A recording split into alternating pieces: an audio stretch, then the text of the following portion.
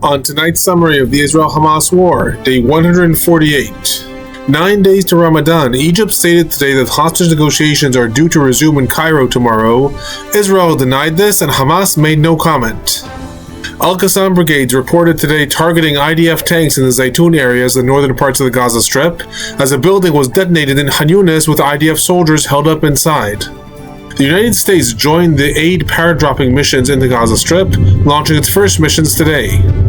The U.S. Special Envoy negotiating between Israel and Lebanon is due to arrive in Israel on Monday to try to reignite the diplomatic resolution between the countries.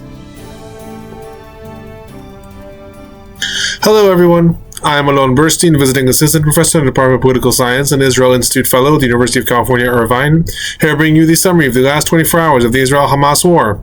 It is currently the evening of March 2nd, 2024 in the United States, the morning of March 3rd, 2024 in the Middle East. Starting with the hostage situation, there's been no mention by the Israeli political establishment, the Israeli press, or the Israeli protests of Hamas's message yesterday regarding the death of 7 hostages that was reported by the al-Qassam brigades. This may be due to military censorship in Israel, however it is very uncommon that even the protesters have not mentioned this. If you'd like any information that we do have about these hostages that Hamas reported yesterday, please see my report from yesterday. I will put a link in the first comment below. Other news related to the hostage situation. Speaking at the White House, sources in the U.S. administration stated today that Israel has in principle agreed to the framework for a hostage deal, and that a 6-week truce could have started already if Hamas would agree to it. All sides are currently waiting for Hamas's answer. Relating to negotiations between the sides, Egyptian sources stated today to Reuters and to Al Jazeera that negotiations are going to resume in Cairo tomorrow, and that Israel and Hamas agree on the length of the truce and the exchange of hostages for prisoners, leaving the disagreements on IDF redeployment and Gazan civilians returning north. These statements are contradicted by Israel hours later, saying that no delegation is due to arrive in Cairo tomorrow since Hamas has yet to give a concrete answer as to which hostages are alive and regarding the formula for exchanging Palestinian prisoners for hostages. Hamas in turn made no comment. The negotiations were initially due to start from Qatar last week and then move to Egypt this week. However, they got stalled in Qatar as everyone is waiting for Hamas's answer. It is very likely that Hamas will give its answer in the coming days, possibly leading towards a deal that Hamas wants to start when Ramadan starts in 9 days. It remains to be seen what Egypt is referring to, if negotiations actually will commence tomorrow, maybe at a lower level or not. We will find out tomorrow. In a different report, Egyptian sources stated that Hamas has been offered guarantees and assurances that phases 2 and 3 of the deal would include terms for ending the war and IDF withdrawal. Those are the terms that Hamas is requiring to be negotiated right now. However, that the group was still adamant that the first phase of the truce is contingent upon ending the war, something that Israel has categorically rejected. Moving on to the Gaza Strip, there were rockets and mortars fired from the Gaza Strip targeting southern parts of Israel today. These targeted the areas of Hatzarim, Be'eri. There were also rockets sent towards Kisufim. Regarding the fighting in the Gaza Strip, in the northern parts of the Gaza Strip, intensive bombing was reported in the Jabalia refugee camp and in the areas of Beit Hanun. Later, the IDF stated that launching sites were attacked in the northern parts of the Strip. However, it was unconfirmed if these were the same attacks that were reported in these regions. In addition to this, al-Qassam brigades reported intensive fighting in the Zeitoun area, saying that 2 IDF tanks were hit by Yassin 105 anti-tank missiles, and explosives were detonated around them as well. The group published a video showing some of these attacks in corroboration of its messages. In the central parts of the Gaza Strip, intensive bombing was noted in the Deir el-Balah area, with some reports stating that 2 structures were attacked in the eastern parts of the city. 15 Palestinians were reported killed in these attacks. In addition, substantial fighting was reported in the central areas. These are likely in the areas of Nuseirat and al-Balah refugee camps. However, no explicit reports are being given. Neither the IDF, nor al-Qassam, or al-Quds, or even local Palestinian news sites are reporting explicitly where fighting is occurring in the central parts of the Gaza Strip. Right now, the IDF is holding a very important corridor in the central parts of the Gaza Strip. That is the Netzarim or Nuseirat corridor that essentially goes from east to west and cuts the Gaza Strip from north to south. It is possible that the fighting is around these areas or in the outskirts of al-Balah and al-Nuseirat, or possibly even in Deir el-Balah. We do not know at this time. Moving on to the southern parts of the Gaza Strip, that was where the bulk of the fighting remains. In Khan Yunis, substantial bombings were reported in the al-Qarara region. This is the northeast parts of Khan Yunis. The IDF expanded this activity to that region a few days ago, and today sources on the ground confirmed major advancements of IDF troops into al-Qarara as well as into the Hamad regions and around Al-Quds University. It was also reported that firebelt bombings were seen in the area. This typically happens when the IDF plans a major ground incursion into a certain location. In addition, the al-Qassam brigades reported reported detonating a building in Khan Yunis and that IDF soldiers were held up inside. Hours later, the IDF confirmed that 2 major explosions occurred in a building that IDF soldiers were held up in Khan Yunis. Parts of the building collapsed, resulting in the death of 3 IDF soldiers and an injuring of 14. In addition, IDF ground forces reportedly raided the compound belonging to Yahya Sinwar in the western parts of Khan Yunis. Substantial weaponry and military gear was uncovered, including uniforms, bulletproof vests, automatic weapons, ammunition, and mortars that were also hidden in a freezer. In the most southern city, in Rafah, substantial bombing was reported in the Zeitoun refugee camp near the Emirati hospital. Palestinian sources stated that 11 people were killed, while the IDF in turn stated that this was a targeted attack against the Palestinian Islamic Jihad operatives that were held up in a structure that belongs to the group, and that no damage was done to the hospital. Earlier in the day, bombings were also noted near the Rafah crossing in the Shawat refugee camp. It was not reported how many people were injured or killed in that bombing. Regarding casualties, 3 IDF soldiers were reported killed in the Gaza Strip in the last 24 hours, bringing the total number of IDF soldiers killed in the Gaza Strip since the invasion began to 245. 15 IDF soldiers are injured in the Gaza Strip in the last 24 hours. The total number of IDF soldiers injured in the Gaza Strip since the invasion began is 1,447. The Palestinian Health Ministry is reporting that 92 Palestinians were killed in the Gaza Strip in the last 24 hours, bringing the total number of Palestinians killed in the Gaza Strip since the war began to 30,320. 71,533 Palestinians reported injured in the Gaza Strip since the war began. In addition to this, UN Women, which is the UN body in charge of gender equality, stated today that an estimated 9,000 women have been killed in the Gaza Strip since the war began. The Palestinian Health Ministry in the Gaza Strip often states that between 65 and 70% of those killed in the Gaza Strip are women and children. However, it does not differentiate how many of each category, so it is possible that those numbers match the 9,000 women or over 9,000 women that UN Women is saying. However, the numbers could also be different. We do not know at this time. Moving on to the humanitarian situation in the Gaza Strip, the United States began its missions of paradropping aid into the Gaza Strip, joining with the Jordanian mission of dropping aid throughout the Strip on Saturday. According to some reports, 66 tons of food were dropped in the Gaza Strip in the last several days. The United States specifically said its missions dropped over 38,000 hot meals in different locations throughout the Strip. The Quds News Network, which is a Hamas affiliate, stated that aid packages were dropped in the center and southern parts of the Strip, and for the first time that aid was paradropped in Rafah as well. It's important to note that while those who were dropping aid, Jordan and the United States today, did not state if they dropped aid in the northern parts of the Gaza Strip, the Quds Network has repeatedly only said that aid is being dropped in the center and southern parts, even though in the last several days, Jordan and Egypt and other countries have said they also dropped aid in the north, so it's unclear if today the dropping missions were specifically in the center and south or also in the northern parts of the Strip where the most acute hunger is being reported. In other news, in a press conference today, the United States reiterated that the administration is trying to work with Cyprus and Israel to possibly open a maritime corridor for humanitarian aid into the Gaza Strip, stating that the problem is not the entrance of aid, but rather its distribution due to the chaos and lack of police escorts in the Strip. The statement added that the way to bypass the black market need is to, quote-unquote, flood the market, bringing in aid from the land, sea, and air into the Gaza Strip, noting that while some may be looted, the value of it will go down if it is not so scarce, and that this will address some of the looting that is being noted with regards to the aid trucks.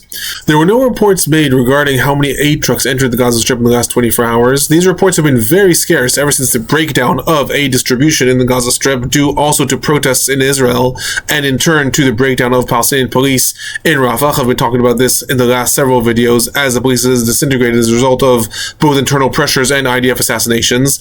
Then on Thursday, there was a report of the 38 trucks that entered and the resulting catastrophic events that developed. The number of deaths of Palestinians in those events have now climbed to 118. We do not know if so, how many aid trucks entered the Gaza Strip in the last 24 hours.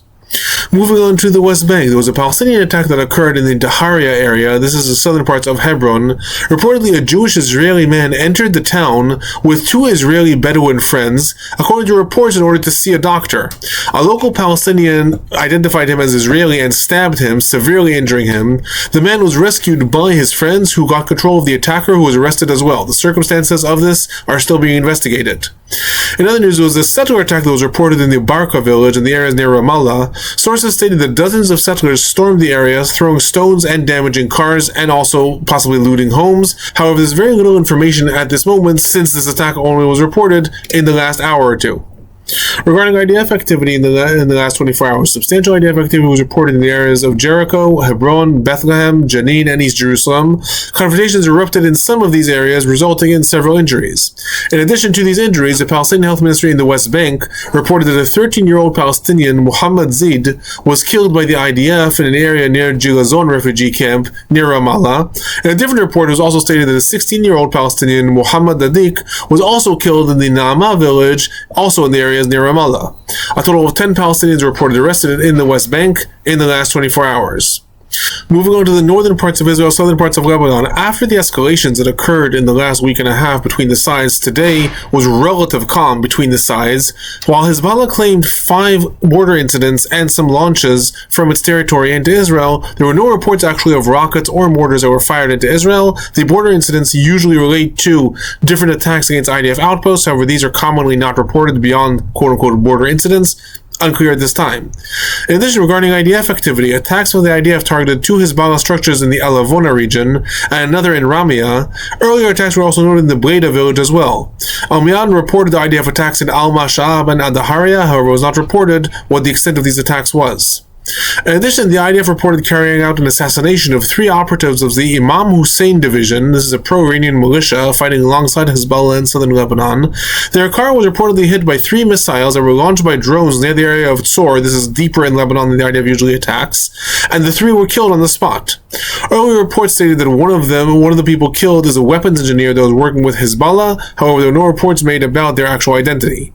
Now, for some background, the Imam Hussein division is one of the larger Iranian affiliated militias in the Middle East. So just for some context, it was likely established in 2016 and is reported to have upwards of 6,000 operatives, most of them from Syria and Iraq. However, it is also one of the more multinational militias. It also has operatives from Yemen, Lebanon, some of them from Afghanistan and from Pakistan, as well as, of course, from Iran. Reportedly, it has been deployed to assist Hezbollah in the war since the war began. Other news related to the northern parts of Israel, southern parts of Lebanon. Amos Hochstein, the U.S. Special Envoy to the region, is due to arrive in Israel on Monday. Over the last 3 days, there's been a war of words between the Lebanese Prime Minister Najib Mikati and Hezbollah regarding if Amos Hochstein is going to come to Lebanon. Najib Mikati said that he's going to come to Lebanon soon. Hezbollah said that unless there's a ceasefire in Gaza, he is actually not going to come to Lebanon, so it remains to be seen if going to Lebanon is going to be part of his visit to the region. Right now, what was reported is that he's going to visit Israel and meet with Prime Minister Netanyahu, as well as other top-ranking officials in Israel. Hezbollah announced that 5 more of its operatives were killed in IDF attacks in the last 24 hours, bringing the total number of operatives that Hezbollah says were killed in the war to 228. It's important to note that in that IDF assassination against the Imam Hussein brigades, what was initially reported was that these are Hezbollah members that were killed, so it is unclear if Hezbollah may be trying to say they are its members rather than members of this other division for its own internal political reasons, claiming these deaths as their own. So it's unclear if these 5 are actually Hezbollah or part of this other division or possibly belonging to both organizations. Moving on to some of the regional developments, the British cargo ship Ruby Mar that was hit by 2 nautical ballistic missiles over 2 weeks ago and the crew abandoned ship has sunk in the area of Yemen.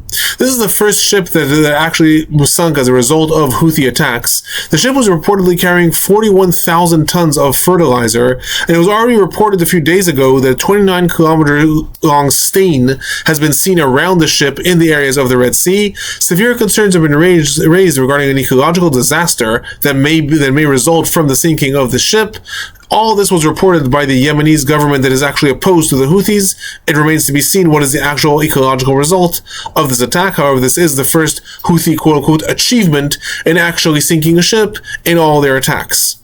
Other news, an Italian ship intercepted a drone in the Red Sea, stating that it posed a threat to the ships in the area. The EU several weeks ago said it is going to send its own force not to join the US-led coalition, but to be alongside the US-led coalition in the Red Sea. This is one of the first times that any member of that force is reported actually carrying out any activity in the area. Moving on to the political and general trends of the last 24 hours, tens of thousands of people took to the streets in Israel in protests combining demands for a hostage deal as well as those calling for the government to disband. The protests, that some of them are led by the Kaplan Force movement, are rallying under the banner that they're calling "You're in charge, you're at fault," signaling Netanyahu's fault for what led to October 7th. They're calling for the government to resign and for new elections to be called. In addition to this, after I reported in the last several days that Israel's Minister Gantz, member of the War Cabinet, is due to travel to the United States, his itinerary was published today. This includes meeting with Vice President Kamala Harris, with National Security Advisor Jake Sullivan, other Congress leaders and politicians, as well as then traveling to London for more meetings before returning to Israel. The stated aims include preserving the legitimacy for IDF ground operations, as well as strengthening U.S. pressure on negotiators for a hostage deal. However, what likely is causing a lot of political collision in Israel between Gantz and Netanyahu is the third stated aim, which is discussing normalization talks that will occur in the day after plan. So it's important to note, as a reminder, Minister Gantz is expected to be Netanyahu's big rival if and when the government does fall and Israel goes to elections. In most polls, his party is receiving over 40 seats compared to Netanyahu's Likud party, which is receiving 18 seats.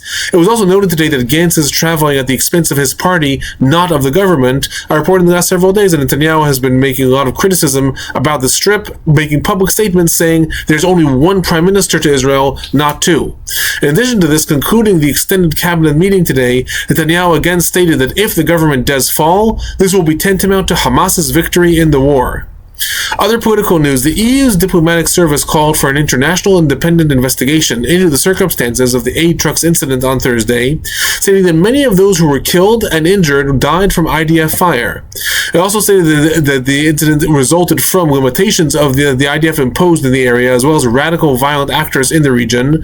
This joins calls from the UN and other forces from within Europe who have called for an independent inquiry. The United States in turn has said that it trusts Israel to conduct its own investigation. It remains to be seen how this does develop.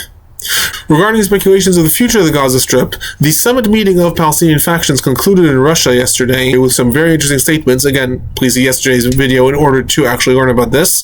The sides agreed to continue negotiations, and they each returned home to talk to their respective leaderships. They have not set a framework for how and when negotiations are going to develop.